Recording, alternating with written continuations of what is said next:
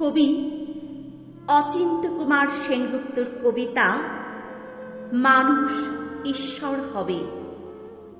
ঈশ্বর মানুষ হয়েছে, মানুষ এবার ঈশ্বর হবে। সামান্য কটিবস্ত্র পরিয়ে ক্রুশে আরোপ করল যিশুকে। চারটে সৈন্য যারা তদারক করছিল তারা বসল যিশুর পোশাক নিয়ে ভাগাভাগি করতে। কেউ নিল বহির্বাস, কেউ কোমরবন্ধ, কেউ পাকড়ি, কেউ জুতো। কিন্তু জামা, গায়ের জামাটা কে নেবে? কি সুন্দর জামাটা!